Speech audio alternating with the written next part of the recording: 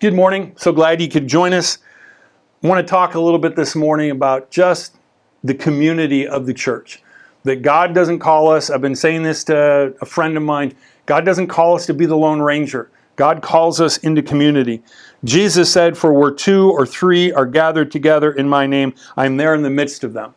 Jesus manifests himself in a unique way when we come together. That's found in Matthew 18:20.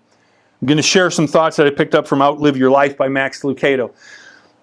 Call us a fast society, an efficient society, but don't call us a personal society.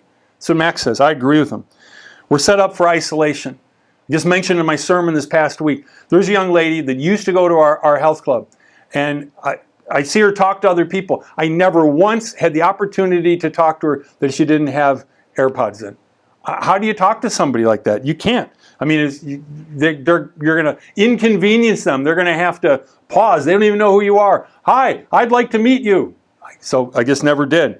And then she had some sort of injury, and I've just never seen her there again. Oh, then there's this thing called COVID-19 too. I think that was a factor too. But we communicate via email, via text, and I mean, I am text. And then there's Facebook Messenger, which for me comes right after smoke signals. Don't contact me that way. If you can text me, text me. And don't any other app, please don't use it. Just text me, email me. But you know what we do now? Like, remember when you used to just call people? Now people text, "Is this a good time to talk?" Like, you don't even want to bother and stop by somebody's house. Oh, that's like a cardinal sin. You don't stop by without first letting someone know that you're dropping by. Max says our mantra is this: I leave you alone, you leave me alone. I'll leave you alone, but only so long as you leave me alone. Don't cross that line. See, God's people should be the exception to that, though. It shouldn't all just be about, screen time and keyboards and computers. There's a really cool word, I mentioned it in the message this past week. It's hospitality. You know that in the early church, they didn't have baptistries, they didn't have church buildings. But what they did have, long before they had those kinds of things, they probably didn't have a pulpit. They'd be, Peter's like, "What's a pulpit? What's that?" You know what they did have, though? They had kitchens and tables to eat at. I'm not kidding. It says in Acts chapter 2, verse 46, the believers met together in the temple every day. They ate together in their homes, happy to share their food with joyful hearts.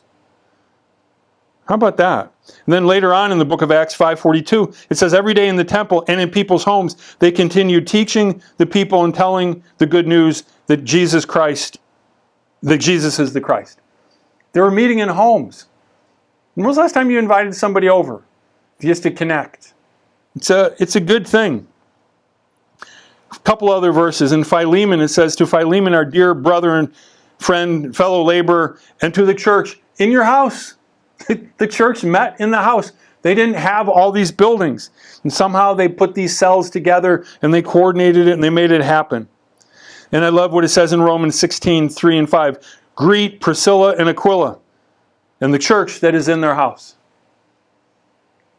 And I love this, that when Paul is writing to Timothy and he's like, so you're going to need some leaders. You're going to need to train some people. They're going to be the overseers. They're going to be the elders. They're going to be the grand poobahs. And you think, oh yeah, they should have a life above reproach. They should live a high standard. Yeah, of course. But do you know what else it says? In 1 Timothy 3:2, they should be given to hospitality. Given to hospitality. Making other people feel welcome. It doesn't always have to have food. But how good are you at making other people feel welcome? How good are you at making other people feel loved? It's just a matter of extending ourselves to other people. Think about what Jesus has done to that end. He was the ultimate example of hospitality. May we be little examples of that. God bless you. Have a great week.